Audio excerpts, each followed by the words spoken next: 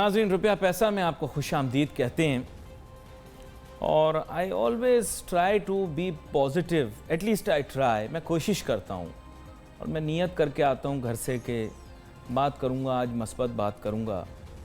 दिल बोझल होता है मेरा, मैं आपको बताऊँ। पूरा दिन मैं लोगों से मिलता हूँ, दरवेश किस्म का आदमी हूँ, घाट घाट का पानी पिया है, पूरे मुल्क का जो है वक्तन फ़वक्तन मैं दौरा लगाता रहता हूँ।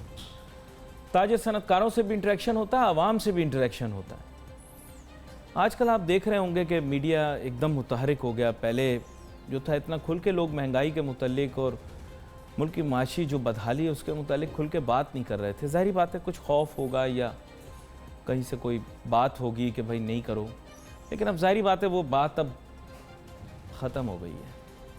अब समझने वाले लोग समझ गए होंगे कि क्या बात है। शफ़क़त का हाथ, मैंने कल भी कहा था आपको, शफ़क़त का हाथ सर पर हो ठीक है, फिर जब शफ़क़त का हाथ हट जाता है तो फिर इंसान दुनिया में थोड़ा सा अकेला सा महसूस करता है। सियासत में भी कुछ इस तरह से होता है कि जब बाअसर तबक़ात ने आपके सर पे हाथ रखा हो, मामला ठीक चल रहे होते हैं, हाथ हट जाता है, मामला बिगड़ना शुरू हो जाते हैं। लोग अपनी जगह से हिल जाते हैं, हुकूमतें अपनी जगह से हिल जाती हैं और लोग समझ जाते हैं कि अब ताकत का दुनियावी सरचश्मा जो है सियासत में बदल गया है। समझने वाले लोग समझ गए होंगे, लेकिन जो ना समझ होंगे वो अभी भी फूल्स पैराडाइस में रह रहे होंगे। मैं उनको इसरार नहीं कहूँगा कि वो अपनी दीवाने की जन्नत से बाहर निकलें। ज़्यादातर लोग जो कि सोशल मीडिया के ऊपर महंगाई के बारे में बात करने वालों को मुग़ल्लज़ात बकते हैं, गालियाँ देते हैं, मुल्क के अंदर माशी हालात ख़राब होने की निशानदही करने पर दूसरों को और बिलखुसूस सहाफ़ियों को लिफाफा कहते हैं। मैं जाकर उनका प्रोफाइल कभी कभार ऐसे ही देखता हूँ।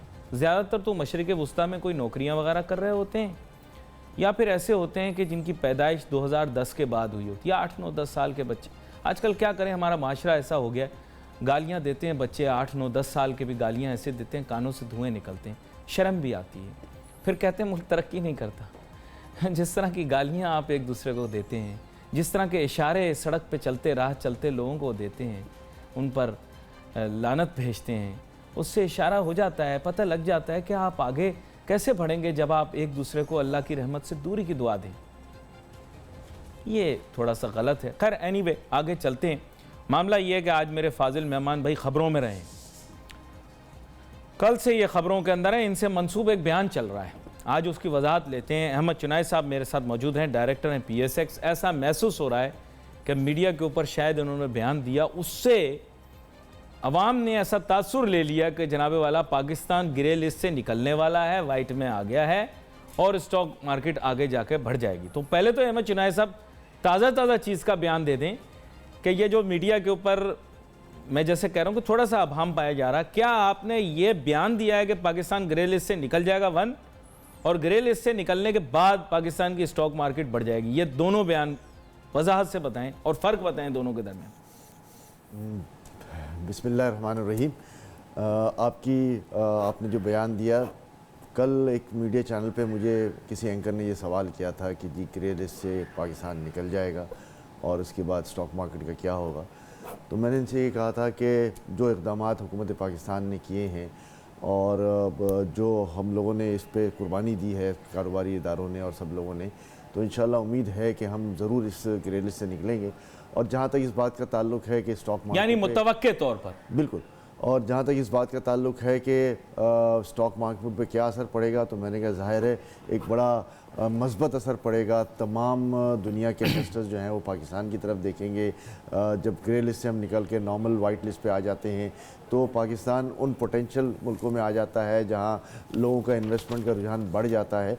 और फिर दूसरा सबसे बड़ा फैक्टर मैंने ये भी बताया कि पाकिस्तान में जो इस वक्त हॉट मनी आने का रुझान है, उसकी वजह से पाकिस्तान क्या दुनिया के तमाम इन्वेस्टर्स पाकिस्तान की तरफ देख रहे हैं कि इतना बड़ा डिस्काउंट रेट जो है वो कहीं भी पूरी दुनिया में नहीं है इस वक्त। हमारे पास है कि अगर आप ट्रेजरी बॉन्ड में बिल्स में पैसे रखें तो 11, 11.5, 12, 12.5% आपको आराम से मिल जाता है।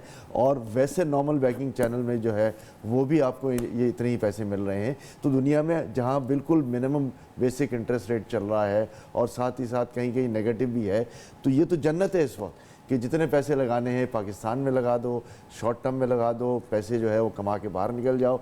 ये एक ऐसी स्ट्रैटेजी है जो कम से कम आप ईमानदारी से पूछें तो मेरी समझ में नहीं आती कि जो हमारी इकोनॉमिकल कंडीशंस हैं उसकी रीपेमेंट हम कैसे करेंगे आगे जाके, जब ये हॉट वाटर जो है, हॉट मनी जो है वो बाहर निकलेगा तो कहाँ से हम पैसे ला के इनको वापस करेंगे। ये एक बहुत बड़ा मैं समझता हूँ लम्हा फ़िक्रिया है। लेकिन चूँकि इन्वेस्टर को इस वक्त मैं समझता हूँ कॉन्फिडेंस, एक बूस्ट मिला हुआ है कि जी इसमें पैसे बहुत बन रहे हैं, रेवेन्यू जनरेशन बहुत ज़्यादा हो रहा है। दुनिया में किसी भी बिजनेस में इतना रेवेन्यू जनरेशन बगैर हाथ पैर हिलाए लेकिन नहीं ये मिलता। तो मुझे कोई हॉट मनी वाली बात जो है ना, मुझे कोई इनसाइड जॉब लगती है। यानी पहले डॉलर का एक ख़ास रेट से ऊपर चले जाना, फिर उसके बाद कुछ अरसे बाद उस डॉलर का रेट थोड़ा सा कम हो जाना, जिसके माने ये है कि पहले बढ़ गया फिर उसके बाद कम हुआ। यानी जो शख्स ला रहा है उसके लिए डुअल एडवांटेज है, जब वो लाया तो उसको उस तरह से भी फ़ायदा हुआ। फिर साथ ही साथ अब इंटरेस्ट रेट का आप उस मुतालिक बता रहे हैं कि इंटरेस्ट रेट इतना हाई कहीं पर भी नहीं है। This seems like something is cooking and something is fishy. क्या कहते हैं आप? देखिए, मैं उस पर तो कमेंट नहीं करता, लेकिन इस बात पे ज़रूर कमेंट करूंगा कि इस वक्त हमारा रुपया जो है वो अंडर वैल्यूड है। कम से कम मैं समझता हूँ कि 10 एक रुपये का जो है उसमें अभी भी लिवरेज है कि ये 10 एक रुपये जो है वो नीचे जा सकते हैं अगर हम राइट डायरेक्शन में चलें। हमारे एक्सपोर्ट जो हैं वो बूस्ट होते जाएं और इंपोर्ट को जिस लेवल पे लेकर आए हैं उस लेवल पर रह जाए तो कोई वजह नहीं कि हमारा रुपया जो है वो दोबारा वापस नीचे आना शुरू हो जाए और जो मैं अंडर वैल्यूड की बात करता हूँ वो सही हो जाए। तो इसी एंटिसिपेशन में जो हॉट मनी आ रहा है कि जो आपने कहा कि जी ज़्यादा रेट में जो है वो डॉलर लेकर आए और कम रेट में डॉलर लेके जा रहे हैं, तो ड्यूअल एडवांटेज है कि एक तो बेसिक इंटरेस्ट रेट का एडवांटेज है और दूसरा अंडर वैल्यू डॉलर का एडवांटेज। एक छोटी सी ब्रेक लेते हैं, ब्रेक के बाद वापस आते हैं, फिर इस फिनौर मजीद स्टडी करते हैं। Let's take a short break.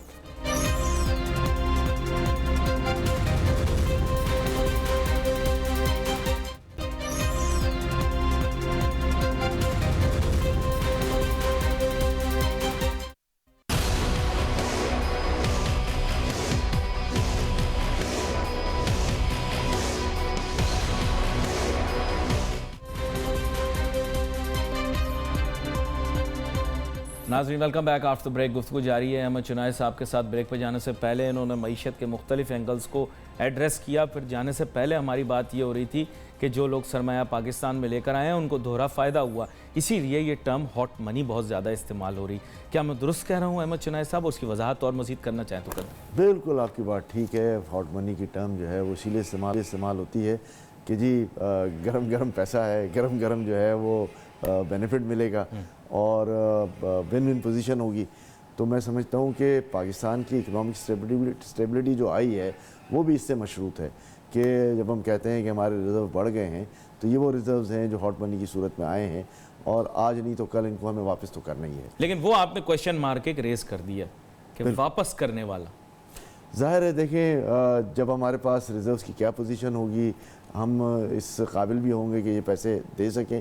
लेकिन मेरा ख़्याल है कि इस वक्त जो डेवलपमेंट एक्सपेंडिचर्स पर एक एम्बार्गो टाइप का लगा हुआ है, चाहे वो ऑफिशियल ना हो, उसकी वजह से हमारे रिज़र्व्स जो हैं वो इंटैक्ट हैं और मैं समझता हूँ कि अगर ये शॉर्ट टर्म के लिए आए हैं तो हम शायद इसको दे पाएंगे, उसमें कोई इशू नहीं आएगा अनटिल अनलेस कोई बहुत बड़ा डेवलपमेंट एक्सपेंडिचर जो है वो हमारे पास ना आ जाए तो। अच्छा, from an investor's perspective the sustainability of the system is very important. ठीक है, अब इशू ये है कि आपको पता है कि हमारे पॉलिटिकल सिस्टम की सस्टेनेबिलिटी, जो लोग इसको सस्टेनेबल बनाते हैं, अब किस तरह से बोलूँ मैं तरीके से, सस्टेनेबल जो लोग बनाते हैं वो चाह रहे हैं कि अगर कोई ट्रांजिशन हो तो बहुत ही ज़्यादा स्मूथ हो। अगर हो तो क्या आप ये देख रहे हैं कि अगर कोई ट्रांजिशनिंग होती है, जैसे 2-3 प्रोविंसेस के अंदर थोड़ा शेकी मामला हुआ, एक जगह सेटल हो गया? जी जी, देखें ये एक सियासी बात है लेकिन मैं इस पर अपना थोड़ा सा कमेंट ये कर देता हूँ कि आप पिछले भी जितने अदवार देख लें, जो डेमोक्रेटिक अदवार 2008 से लेकर मुसलसल आ रहे हैं,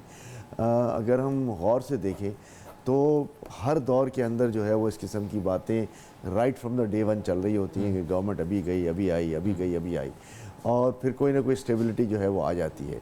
तो ये एक मैं समझता हूँ डेमोक्रेटिक नॉर्म्स हैं, प्रोसीजर्स हैं कि अपोजिशन हमेशा ये चाहेगी कि गवर्नमेंट को गिरा दे और किसी न किसी सूरत में वो कोई ना कोई कंट्रोवर्सी क्रिएट होती रहे। आपने भी देखा KPK में 3 मिनिस्टर्स को फारिग किया गया, फिर थोड़े दिन पहले जो है वो पंजाब में तमाम एडमिनिस्ट्रेटिव सेटअप को जो है वो चेंज किया गया।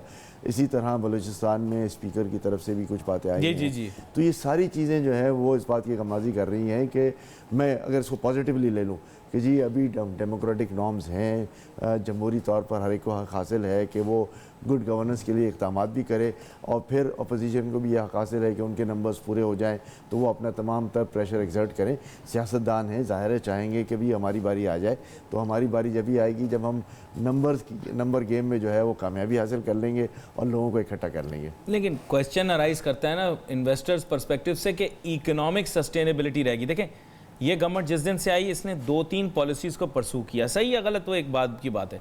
सबसे पहले टैक्सेशन के ऊपर बहुत ज़्यादा एम्फेसिस की, रेगुलेशन के ऊपर कुछ ज़्यादा एम्फेसिस की, चीज़ें तो रीड्रॉ नहीं की लेकिन इन 2 चीज़ों की तरफ बहुत ज़्यादा चले गए। डॉक्यूमेंटेशन और टैक्सेशन पे बहुत फोकस किया। अनफॉर्चुनेटली रिजल्ट कुछ भी नहीं आया, लेकिन फिर भी मैं इसमें ये कहूँगा कि इकोनॉमिक स्टेबिलिटी हमेशा मशरूत होती है डेमोक्रेटिक स्टेबिलिटी से।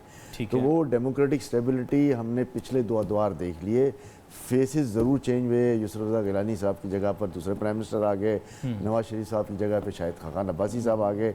तो ये एक डेमोक्रेटिक नॉर्म्स का हिस्सा है, लेकिन गवर्नमेंट अपनी जगह पे रही।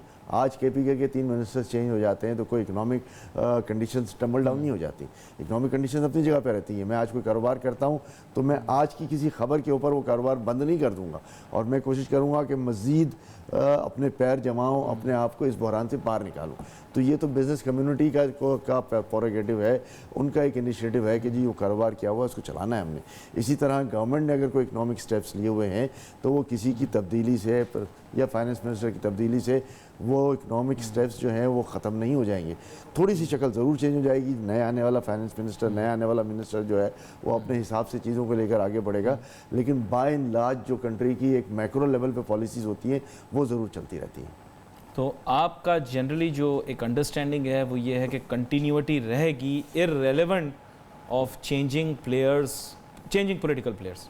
देखिए कंटिन्यूटी मैं इकोनॉमिक पॉलिसीज की बात कर सकता हूँ, सिर्फ उसी की बात करें, सियासी चेहरों की बात नहीं कर सकता। नहीं, इकोनॉमिक पॉलिसीज की सिर्फ बात करें। देखिए बिल्कुल रहेगी, क्योंकि एक लॉन्ग टर्म विजन लेकर ये चले हैं। चाहे उस लॉन्ग टर्म विजन को जो है वो अप्रिशिएट नहीं किया जा रहा मुख्तलिफ सेक्टर्स में। देखिए डॉक्यूमेंटेशन और टैक्सेशन के ऊपर ना लोगों को इश्यूज हैं कि कुछ ज़्यादा aggressively, too much too quickly, लेकिन फिर उन्होंने कहा कि जी पहले टू लिटिल टू लेट भी तो हुआ है। देखिए डॉक्यूमेंटेशन का तो मैं ये कह सकता हूँ कि FATF का जो एक तलवार लटक रही है उसके लिए बहुत सारे इक़दाम किए गए हैं। KYC जो है वो बड़ी स्ट्रॉन्ग बन गई है पाकिस्तान में। हम कल ही किसी जगह बैठे हुए थे और वो बैंकिंग उस पर बात कर रहे थे कि अब ये मुमकिन नहीं रहा कि मैं बैंक अकाउंट जो है वो जाऊँ बैंक में दाऊँ और खोल लूँ। हाँ। उन्होंने मेरी पूरी KYC करनी है, मेरे थंब इम्प्रेशन लेने हैं, मेरा घर का पता जो है वो वेरीफाई करना है, मेरा बिज़नेस का पता वेरीफाई करना है, फिर 2 गारंटर्स मुझे लाने हैं जो रेफरेंसेस मेरे देंगे और उसके बाद जाके मेरा अकाउंट करेगा। हाँ बिल्कुल, जैसे तो, लड़के का रिश्ता करने के लिए जितनी जदोजहद करनी पड़ती है उतने में मुल्क के अंदर बैंक अकाउंट सारे नॉर्म्स चेंज हो रहे हैं। वो नहीं हमारे लिए आप ये कहें हमारे लिए हो रही है। बाकी तो दूध वाले खोल रहे हैं और गोलगप्पे वाले, देखिए हर गन्ने के रस वाले करोड़ों रुपए निकल रहे हैं सर। हर चीज हर चीज़ जो है वो 100% सक्सेस नहीं होती। 10% ये एलिमेंट ज़रूर होता है हर जगह पे, तो ये एलिमेंट रहेगा। आप कह देंगे जी हम 100% कंप्लाइंट हो गए, नहीं हो सकते, लेकिन 90+ अगर कंप्लाइंट हो गए सारी चीज़ों में तो उसमें कोई हर्ज नहीं। दूसरा आपका सवाल जब टैक्सेशन के इश्यूज़ पे आया तो ज़ाहिर है एक बड़ा एम्बिशियस टारगेट लिया गया था 5.5 ट्रिलियन का, और उस एम्बिशियस टारगेट को जो है वो मीट करने के लिए आप भी टैक्स दे दो, आप भी दे दो, आप भी दे दो, सारी तरफ से जो है वो प्रेशर्स डाले गए। टैक्सेशन के रेट्स भी बढ़ाए गए, हर सतह पे जो है वो टैक्सेशन की बात की गई। फिर एक GST नाफिज कर दिया गया, जो 5 ज़ीरो रेटेड सेक्टर्स थे उनको भी उसमें लेकर आया गया, 17% पे हम चले गए। मैं समझता हूँ कि वक्त आने वाला बताएगा कि आया ये सारे मेजर्स सक्सेसफुल रहे कि नहीं रहे। पहले 6 महीने हमने देख लिए, अनफॉर्चुनेटली हम टारगेट नहीं मीट कर पाए। अगले 6 महीने जो है वो अब चल रहे हैं, वक्त बताएगा कि ये इक़दाम जो हैं वो किसके लिए बेनिफिशियल थे और हमारा GDP इस सारी इस्लाहात से बढ़ा कि नहीं बढ़ा। अच्छा चले मैं आपसे एक बड़े मज़े का सवाल पूछता हूँ। लोग इस चीज़ को नहीं जानते लेकिन आप ग्रास रूट से भी वाबस्ता हैं, ठीक है, बिजनेस और कारोबार के, ग्रास रूट से वाबस्ता हैं। आप आम दुकानदारों के साथ भी एक ताल्लुक वाबस्ता रखते हैं, बहुत बड़ी एसोसिएशन के सरबराह भी रहे और अभी भी मेरे ख्याल से उसके वो पैटर्न हैं आप। तो मेन इशू ये है कि क्या वो खुश हैं? प्रॉब्लम ये है कि उनकी इकोनॉमिक कंट्रीब्यूशन तो बहुत बड़ी है ना, मैं तो एक की बात कर रहा हूँ, उनकी कितनी बड़ी इकोनॉमिक कंट्रीब्यूशन अरबों रुपए में होगी, इफ आई एम करेक्ट। बिल्कुल। भले शॉपकीपर्स मीडियम साइज के होंगे। मैं बरमला ये कहता हूँ कि जो बिजनेस कंडीशंस हैं और जो इसके बाद अल्टीमेटली कंज्यूमर का जो मौक़िफ़ है, मैं कारोबारी आदमी भी हूँ, मैं कंज्यूमर भी हूँ, तो मुझसे अगर पूछा जाए कि आप खुश हैं तो मैं कहूँगा महंगाई उस लेवल पे आ गई है कि मैं कंफर्ट लेवल पे नहीं। ये बात है ना, ठीक है। तो इसी तरह हर आदमी जो है, मैं समझता हूँ अब तो जो ऐवान में लोग बैठे हुए हैं वो भी जो है, चाहे वो इक़्तिदार में हो चाहे हिज़्ब इख्तिलाफ में है, वो भी इस बात का बरमला एतराफ़ कर रहे हैं कि इसलिए कि कंज्यूमर वो भी हैं कि जी ये इकनॉमिक कंडीशंस जो हैं वो इस हद तक पहुँच गई हैं कि हमारा इन तनख्वाहों में गुजारा नहीं है। पिछले प्रोग्राम में मैंने आपके साथ बात की थी और आपको पूरा चार्ट बताया था कि अगर 55,000 भी किसी की बेसिक मिनिमम तनख्वाह हो तो बड़ी मुश्किल से 4 आदमी जो है उसमें गुजारा करते हैं। तो अब कैसे हम इसको जो है वो एडमिट कर लेंगे कि 17-18 हज़ार बेसिक पे के अंदर मैं सर्वाइव भी कर जाऊँगा। सर बिजनेस आप देखो, देखिए लोग जैसे जो लोग ना वाकिफ़ हैं उनको मैं बता दूं कि कराची का जब हम कहते हैं ना कराची रेवेन्यू देता है, बिल्कुल रेवेन्यू देता है, लेकिन कराची का जो मेजॉरिटी ट्रेडिंग रेवेन्यू देखिए इंपोर्ट से बहुत रेवेन्यू आता है। या आप समझ लें कि चुंदरी गोर रोड से पीछे जो ओल्ड सिटी एरिया जिसे कहते हैं, जिसमें जोड़िया बाज़ार है, न्यू चाली है और बेशतर मार्केटें, तो बेसिकली बात यह है कि वहाँ पर मेरा ऐसा ख्याल है, आई डोंट नो आपका परसेप्शन क्या है, लेकिन मेरे ख्याल मेजॉरिटी ट्रेडिंग जो है वो वहाँ पे हो रही है कराची शहर के। आपके ख्याल से क्या वो शॉपकीपर खुश है? क्या उसके लिए ईज़ ऑफ डूइंग बिजनेस है? बिल्कुल खुश नहीं है। उसके पास बहुत सारे उसके इश्यूज आ रहे हैं। ज़ाहिर है एक जीएसटी की तलवार भी सर पे लटकती रहती है। इसके बाद इनपुट अगर आ रहे हैं तो वो बहुत महंगे आ रहे हैं। जब हम सेल्स की बात कर रहे हैं तो शायद सेल्स हमारी उस लेवल पे नहीं आ रही जो पहले थी, तो लोगों का गुजारा भी मुश्किल हो गया। और फिर जिसके पास 3 वर्कर थे एक छोटी सी दुकान में, अब वो 2 वर्कर या 1 वर्कर पे भी काम चला रहा है। तो जो बेरोज़गारी फैल रही है, जो सिर्फ उस इलाके में नहीं है, तमाम सेक्टर्स के अंदर, चाहे कोई भी सेक्टर हो, उसमें फैल रही है। फिर दूसरी एक बात मैं आपको ये बता दूं, इंडस्ट्रियल सेक्टर में बता रहा हूँ कि जो एडवांस मशीनरीज आ रही हैं उनकी जो रिक्वायरमेंट है वो ये है कि लेबर एफिशिएंट हो वो। और लेबर एफिशिएंट में जहाँ 100 लेबर काम करते थे वहाँ शायद 40 लेबर से काम चल जाता है। तो ये 60 लेबर जो है वो कहाँ जाएगा? वो 60 लेबर वहाँ जाएगा जब नई इंडस्ट्रीज़ लगेंगी, जब ऐसे काम आएंगे कि जिसमें लेबर ओरिएंटेड इंडस्ट्री ज़्यादा होगी, और फिर सारे मिलकर जो है इस बात के लिए होंगे कि हमारी अनएम्प्लॉयमेंट जो है वो ख़त्म हो जाए, सरकारी नौकरियाँ पैदा हों। सरकारी नौकरियों के लिए हुकूमत वक्त ने ऐलान कर दिया है मुख्तलिफ वज़ीरों के ज़रिए कि नई नौकरियाँ हमारे पास नहीं है या नई नौकरियाँ देने नहीं आए हम, और हम तो जो है वो इनेबलिंग एनवायरनमेंट फराम करने आए हैं। तो जब इनेबलिंग एनवायरनमेंट की बात आती है तो फिर मैं ये पुरज़ोर अपील के साथ कहूँगा कि जी खुदारा ये इनेबलिंग एनवायरनमेंट को बनाया जाए ताकि लोगों को जो है रोज़गार भी मिले, लोगों को जो है वो कारोबार भी मिले और लोग जो है वो हंसी खुशी अपनी ज़िंदगी गुजारें। देखिए बहुत सारे लोगों से मैंने जो पूछा, पता नहीं आप मुझसे इत्तेफाक करें, उन्होंने कहा यार अली काम करना इतना मुश्किल हो गया कि अब हम नया काम या एक्सपेंशन क्यों करें बेसिकली, तो नया काम करेंगे तो नई मुलाजमत आएगी। तो कह रहे साहब कि इतनी ज़्यादा जो रेगुलेशन है और इतनी ज़्यादा कंप्लायंस है, उतनी ज़्यादा डॉक्यूमेंटेशन है, इसकी वजह से हम डिस्करेज हो गए। इट्स बेटर येट कि हम पैसे जो हैं वो कारोबार में लगाने के बजाय कहीं और लगा दें। आप समझ जाएं कहीं और क्या? मैं आपकी बात समझ गया। लोग क्यों हेजिटेंट हैं? बेसिक 2 वजूहात हैं। एक तो डॉक्यूमेंटेशन रेगुलेशन ये अपनी जगह पर है, लेकिन दूसरा सबसे पहले मैं ये देखूंगा कि मेरी जेब इजाज़त देती है कि नहीं। 105 रुपये का डॉलर अगर 155-60 का हो जाए और उसके ऊपर ड्यूटीज़ आ जाएं तो मेरी कॉस्ट ऑफ डूइंग बिज़नेस जो है वो डबल हो जाती है 2 तरीक़ों से। एक तो मैं अगर इंडस्ट्री लगा रहा हूँ तो पहले अगर मैं 1 करोड़ की इंडस्ट्री प्लान कर रहा था तो मुझे 2 करोड़ रुपये चाहिए। फिर अगर 2 करोड़ में चाहिए तो मेरा वर्किंग कैपिटल जो है वो भी उसी रेशो से मेरा बढ़ जाएगा। तो आज के दौर में 17-18% पे बैंक से इंटरेस्ट लेकर मेरी इंडस्ट्री वायबल नहीं है, और वो इंडस्ट्री उस रेट के साथ वायबल भी हो, मुझे अपने पैसे भी मैं डालूं, वर्किंग कैपिटल भी बैंक से लूं, मैं नहीं समझता कि मेरा वायबिलिटी आए। इसीलिए अब ये मैं सोचता हूं कि ये करोड़ों रुपये अगर मेरे पास नेक्स्ट ईयर की प्लानिंग के पड़े हुए हैं तो मैं किसी ऐसे काम में डाल लूँ कि जहाँ मुझे शॉर्ट टर्म एडवांटेज मिल जाए। बैंक में डाल लूँ मैं, मुझे 12-13% आज भी मिल जाएगा। और अगर स्टॉक मुझे दे दें फ़ायदा तो मैं स्टॉक की तरफ आ जाऊँ, नहीं तो प्रॉपर्टी की तरफ चला जाऊँ। बिल्कुल बिल्कुल, ये सारे फैक्टर्स हैं जो हैं स्टॉक्स में। मैंने पहले भी कहा है, आज भी कहा है कि बड़ी इंडस्ट्रीज़ हैं और बड़ी इंडस्ट्रीज़ को जो है वो हमारी पॉलिसी सूट करती हैं। आपने कहा सही बात। इकोनॉमिक कंडीशन है, स्टॉक बढ़ने की भी वजह यही है कि बड़ी इंडस्ट्रीज़ प्रॉस्पर कर रही हैं और बड़ी इंडस्ट्रीज़ को हर किस्म का जो है वो बेनिफिट हासिल है। मैंने कल भी किसी जगह कहा था, आज भी ये कह रहा हूँ कि LTF को 250 अरब की एक और लिमिट दे दी गई है। लोगों को 2.5-3% पे जो है वो लोन मिलेगा।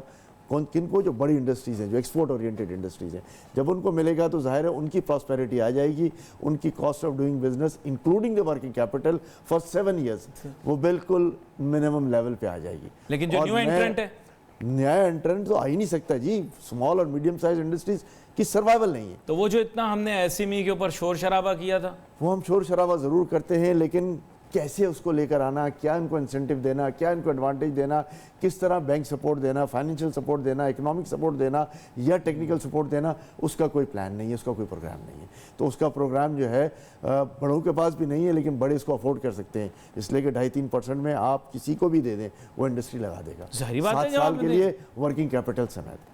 तो ये काम जो है वो छोटी और मीडियम साइज इंडस्ट्रीज के लिए भी होना चाहिए। इतने बैंक बना था SME का, उसके अलावा कहा था कमर्शियल बैंकों को हम कहेंगे कि जी आप करो। अच्छा, जब देखें जब SME की बात होती है तो कहते हैं हमारा कमर्शियली जो है वायबल नहीं है, तो लार्ज इंडस्ट्रीज के लिए कैसे कमर्शियली वायबल हो जाता है, ज़रा मुझे समझा दो आप। सर देखें, छोटी इंडस्ट्रीज हमेशा वायबल होती हैं, छोटी जगह लेती हैं, लेबर ओरिएंटेड होती हैं, मशीनरी की कॉस्ट भी कम होती है, और फिर जिसको कहते हैं वो एंटरप्रेन्योरियल बिजनेस होता है कि एक आदमी जो है वो सारी चीज़ें मैनेज करता है बशमूल अपने वर्कर्स के। उसको 4-5 स्पेशलाइज जॉब के लिए लोग नहीं चाहिए, उसको HR चीफ नहीं चाहिए, उसको DGM नहीं चाहिए, उसको फला नहीं चाहिए, उसको खुद चाहिए, वो खुद अपनी इनपुट देता है। तो उनकी तो वायबिलिटी है। वो अगर एक लेट से मोबाइल बनाता है तो वो मोबाइल उसको शायद 20-25% चीपर पड़ेगा बजाय इसके कि बड़ी इंडस्ट्री को जहाँ सारे लवाजमात होंगे।